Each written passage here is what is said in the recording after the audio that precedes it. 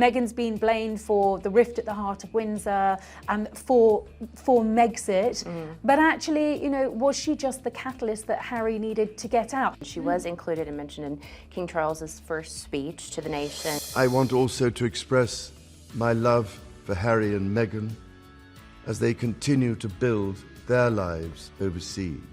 Do you foresee, I know there's a lot of hypotheticals and speculations here that we are having to make, but could you see King Charles embracing her and having her be a part of the monarchy more? Well, you know, Charles actually always had a pretty good relationship with Meghan. It was Camilla who suggested that Charles walk Meghan up the aisle, and of course he did. I think it was a very proud moment for him. I mean, they enjoyed holidays in Scotland together. You know, it went really wrong really quickly because actually Charles was sort of very supportive of them in the early days of the courtship, stepped in on the wedding day when, of course, Thomas Markle couldn't be over here. And I think he feels quite heartbroken by how it has spiraled downwards so quickly, and I think he is keen to repair that relationship. What do you know about Harry and Meghan's return to the US after the Queen's death?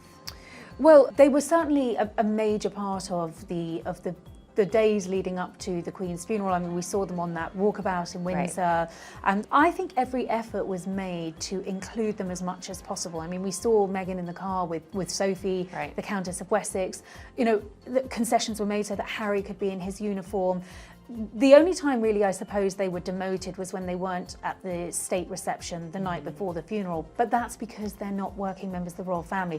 But I think there was a clear message: you're in as family, but in terms of working royals, you're not. You're out. And the Queen made it very clear that you were either in or out.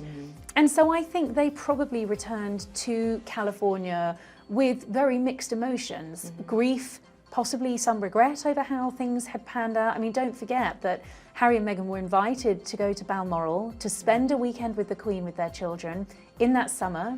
They chose not to go. And so it must have been with heavy hearts, but I think also a sense of disappointment, of anger.